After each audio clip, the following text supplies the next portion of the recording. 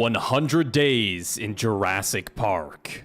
We have 3 objectives. First is to craft full star steel armor and weapons.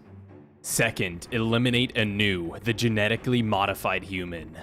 Finally, defeat the raging scientist. He is rumored to be one of the most dangerous people in the world, genetically modifying animals, turning them into dinosaurs. In conclusion, we have 1 life, 3 objectives, and 100 days to survive. Can we survive? Stay tuned to find out. 402, squawk 7142. 207, Marshall 170, 27 Angels 12, time 37, Bud 50. Alright, cadets. This is a top secret mission. We're dispatching both of you to Black Site 747. Sergeant Ace and Lieutenant Rasher went missing in action 3 months ago. Your missions are to rescue Ace and Rasher and investigate the rumors of the raging scientist. Best of luck, cadets. Godspeed. Wow, it's a beautiful day outside. The sun is out and the sky is blue. You can't ask for anything better than this. 10-4, looks like we're gonna have clear skies for the rest of the day. I'm losing control. What's going on? Mayday, mayday. I repeat, mayday, mayday. We are going down.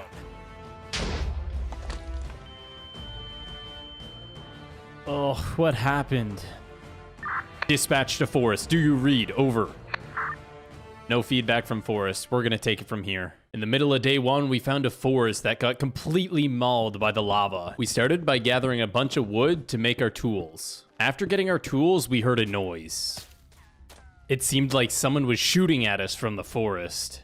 While traveling around, we found a village. The couple of apples we found last night didn't really cut it. Anyways, we got some carrots and some wheat and some more beetroots. We killed a mushroom for the food and we took some bookshelves. Within the blacksmith, we found 2 diamonds, nearly a full set of iron, and made ourselves a diamond sword. After a few more days of traveling, we had finally found a spot to build our base. We decided to build a treehouse, that way none of the dinosaurs could reach us. We extended a ladder all the way down, leading to our first chest room, and on the 2nd floor, we haven't decided what to put in here. And of course, we made a lookout tower, and we saw some red blocks in the distance. Could somebody else have possibly been here? We found a cave nearby, and for the next 7 days, we spent mining away. We got some sulfur ore, we got iron, coal, and even some diamonds. After looting the cave, we made a strip mine, finding some more diamonds. After we finished mining, our pick was pretty much broken, and we ran into an Allosaurus. Good thing it was sleeping, because these do a lot of damage. Once we made it back home, in the morning, we created our diamond helmet and leggings. We spent the next couple of days gathering enough bones to tame a wolf. This is going to be used to help defend me and my base from any unwanted dinosaurs. Comment down below, what should we name our wolf? I went out to gather some more wood and I ran into some mammoths. One instantly charged through the tree at me, so I stepped away from him, and very close next to him, there was a pack of Stegosaurus. I had never fought one before and I hit it, and it did 3 hearts of damage, so I backed off. Then I tried to fight a mammoth and it nearly one-shotted me, so I went back to base. Crafted up some spruce fences and started working on a full barrier around our base. Good thing we put up these walls because there seemed to be a pack of mammoths that moved in. And over the next couple of days, we started working on a farm, and as you guys can see, it actually came out fairly nicely. We got wheat, we got carrots, and even beetroots. We came back down to the mine that we were at earlier, and we had to make a nether portal. We had to find a nether fortress to get blaze rods. After searching around the nether for a little while, we found a nether fortress with 2 blaze spawners. Can someone comment down below? Is that like really rare? Because I feel like I haven't seen that before. Anyways, we started farming blazes and they actually do quite a lot of damage, so we gotta make sure we don't die here. Whilst on our way back from the nether, the mad scientist pulled up, throwing a poison and an instant damage, killing my wolf. He then proceeds to ignite the TNT and swan dives off the house. He then runs straight for his helicopter. He is able to pull away just before I am able to get to him. Don't worry, I'm gonna make this a promise to myself. This will not be the last time I see you, mad scientist. As you can see, the base has been completely destroyed. After traveling for a few days and murdering some pigs, we have finally built our base. We decided to build our base into a mountain this time, and most of it is not out of wood, so there's no way he can burn down our house, that's for sure. So we went with something simple. We got our little entranceway here, and you walk in, we got a bed in the corner, and we have a nice little lookout spot. From days 42 to 45, we went out exploring, and in the distance, we saw some sort of white figure. After I got closer, I realized this was Rashner and Ace's plane. We checked out the back rooms to see if there was any signs of Rashner and Ace. They've gotta be around here somewhere. We went to the cockpit of the plane, and all we found was dead leaves and cobwebs. This must have been here for a while. After searching around the entire plane, we went to the back and we found ourselves a little secret room. There was some glowstone and a chest. I thought it was some sort of trap, so we were kind of sketched about it, but we opened the chest and found ourselves a Starseal chest plate and axe. This provided me with speed 3 and jump boost 4 for a limited time. It took us 2 days to return home, and we tried making this jump with jump boost and actually almost dying. Wouldn't have that been a weird way to end the video? Anyways, for the next couple of days, we started working on our brewing area. We got brewing stands, collected sand and nether wart, and then created a bunch of potions like strength, speed, and instant health. The reason why we brewed all these potions was because we were looking for the Anu boss, and after traveling for 3 days in the nether, we didn't quite find the Anu boss, but we killed that ghast, and we found some sort of weird structure. As I broke inside, a bunch of honey fell out. Could this be some sort of beehive? We decided to break in through the top, and a swarm of bees came at me, so I panicked and jumped off and almost died. After traveling for 7 more days, in the distance, we see a figure. As we get a little bit closer, it is indeed Anu's ship. This is the ship that is going to get us to his headquarters. The outer layer of the ship was laced with redstone, so I went ahead and broke that just in case of a trap. Behind the staircase, we found 5 golden apples and a scarab gem. The scarab gem is going to be used to spawn in the Anu boss. Also, we started looking through the other chests and started finding these figurines. We needed to collect 4 of these. Luckily, they were all found inside of this boat. For this ritual, you need 4 redstone and 4 figurines, which causes the statue to levitate and explode, creating a portal. 1 like equals 1 prayer. Here we go. We have finally found Anu's mansion. This is where he stays. After we pop our speed and strength, we charge into the headquarters, aggroing a lot of Anu's bodyguards. We gathered a fairly big group of them and then brought them outside, killing them one by one. Luckily, we had our speed potions, otherwise we probably wouldn't be able to outrun them. I found gathering them in a group is the most effective way to get through them pretty quickly. They can also teleport behind you like an Enderman.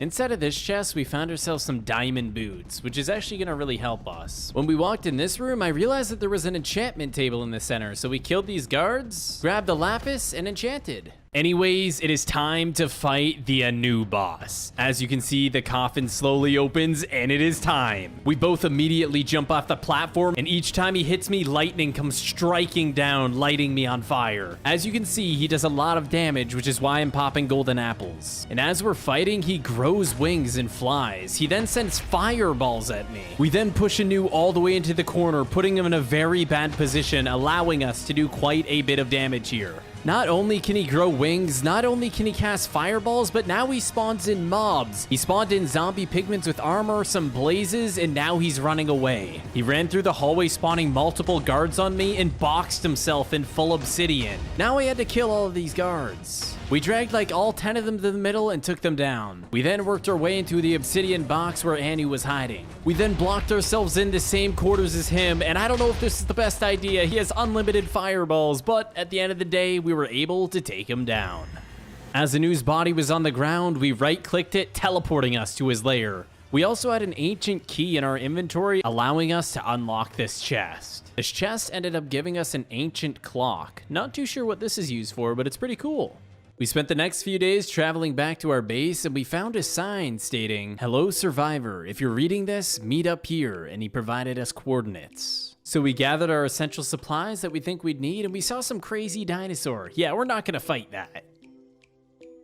Painful, is that you? Over? Wait a minute. 10-4, glad to see you're still alive, Forrest.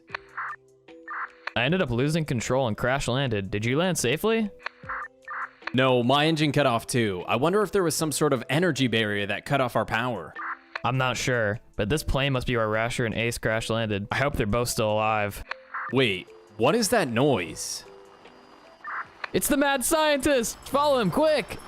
So once again, Forrest and I were reunited, and we were chasing down the mad scientist. We went in the same direction as him for days, and we finally found his lair. We started walking down this creepy cave, and at the end of the hallway, we found some weird looking thing on a fence. This cave seemed to be going all the way down to nearly bedrock. Anyways, we killed this skeleton, and we found the room with Rasher and Ace. Now we just gotta get them out of here. I wasn't sure where the mad scientist was, but we were not gonna stop now.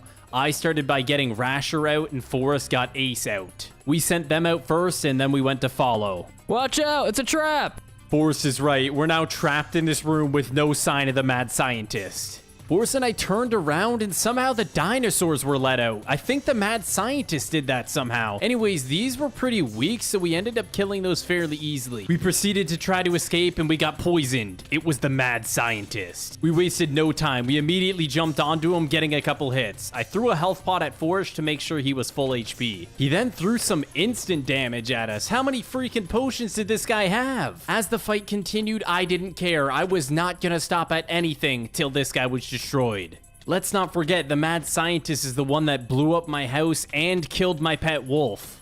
And while we were fighting, I thought of a strategy. I mind opened the lava. The plan was to hit the mad scientist into the lava. I don't know what kind of staff this guy's using, but it does a lot of freaking damage. He got me all the way down to 4 hearts, causing me to use more golden apples and instant healths. Forrest had a really good hit, hitting him right in front of the lava, and just like that, we knocked him in. And the mad scientist was defeated.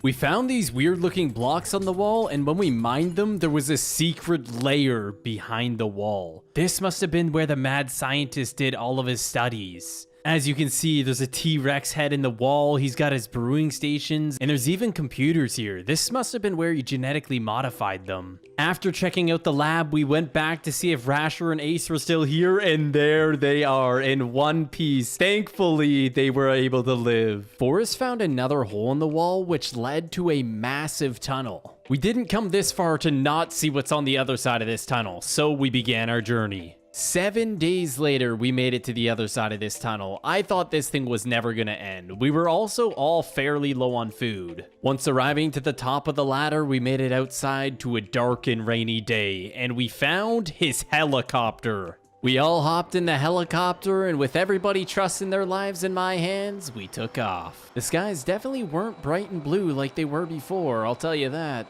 And a few days of flying later, we finally arrived at my residence. Forrest and I ended up hooking up Rasher and Ace with full iron armor, and we made sure to give them food as well. And on day 100, we departed from Jurassic Park and arrived back at our home here on the warship. If you made it this far in the video, make sure you guys watch Forrest's video. We each had different objectives, which made our videos so much different from each other. So go show him some love, watch his video, and thank you all so much for watching, and we'll see you next time.